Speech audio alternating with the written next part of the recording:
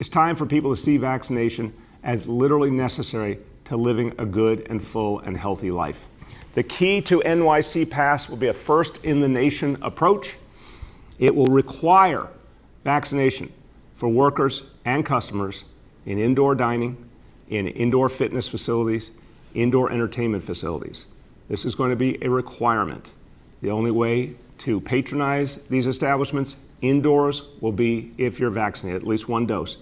The same for folks in terms of work. So that was New York City Mayor Bill DeBlasio yesterday rolling out the new key to NYC Pass. And as you can imagine, there's been a lot of reactions to this.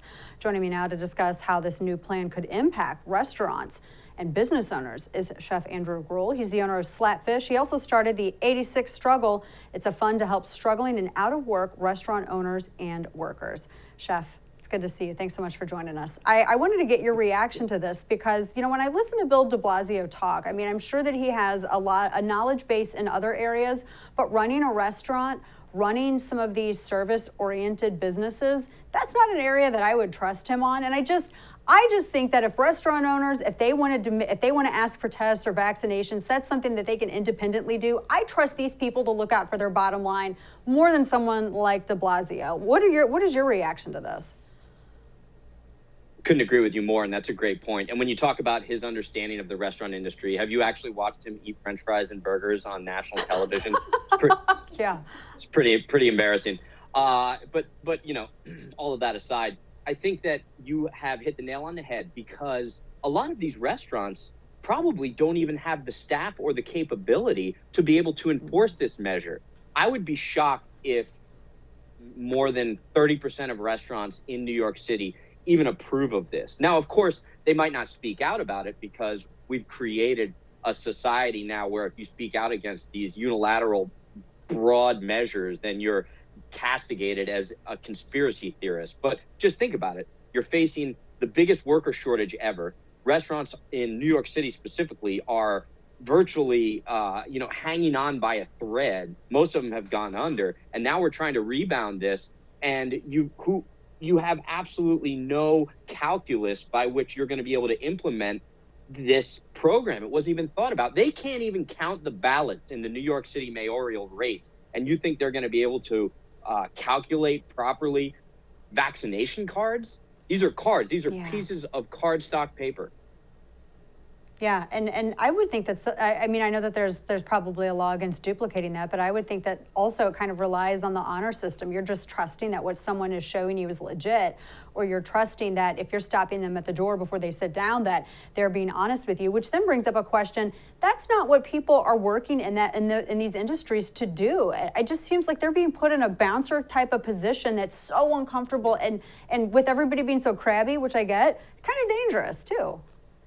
It is very dangerous. And I've said this from the beginning. It's those young entry-level restaurant workers who are getting hurt and they're being punished in all of this. Because most of these large multi-unit restaurant owners, they're not going to be the ones at the door. You think Danny Meyer is going to be sitting there bouncing patrons at the doors of his restaurant? No, it's probably going to be some 19, 20, 21-year-old kid who's got to sit there and argue with people about either their vaccine card or why they can't come in because of their vaccine card. This is really difficult. Now, of course, Danny Meyer's made the decision as an independent business owner, and I respect that, right? He can make that call. But for it to be a mandate when some people are just struggling to survive, I think that really puts people in a difficult position. But furthermore, let's look at the numbers, right? Who is this going to affect?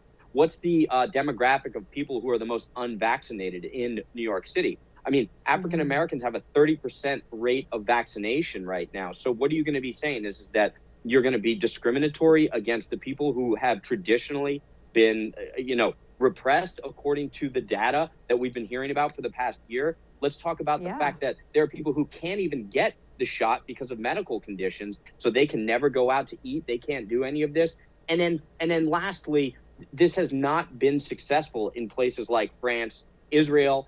Already, they implemented the green card, vaccination card, immunity card early on in January, and now they're about to go into a new lockdown because of the fact it didn't really work, right? I just think that people aren't thinking through this, and there's a lot of virtue signaling going on. What is this? I would imagine that this affects restaurants in so many ways.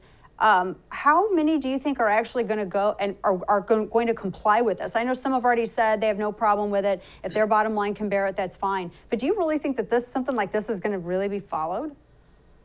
Yeah, I think it will.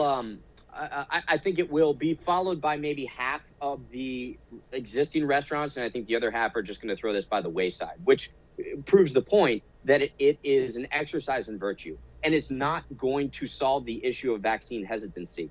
Look, everything I'm saying right now is by no means a referendum on the vaccines. Okay, all of vaccine opinion aside, this is about what is the measure and the means by which, if the goal is to get more people vaccinated, do you think that forcing them into doing it is going to help? No, it's not. It's going to alienate the people who had questions. And those people who try and ask the questions are, once again, only getting banned from every single social platform. So now you're going to have everybody who's not vaccinated going and hanging out with each other, which theoretically, by virtue of their science, is only going to exacerbate the spread. So if you look at this, typical government, right? Unintended consequences always have the opposite the reaction is not what the intended action was supposed to fix or solve. And I guarantee you that's going to be what happens here. Chef, last question for you. So as people are going out to eat more, what would you tell people to do? What helps restaurants the most? What can help these restaurant owners? Patience. Patience is key right now. And I think that just in general, I mean, my closing message would be that we've all just got to, kind of maybe tone it down a little bit. Love thy neighbor.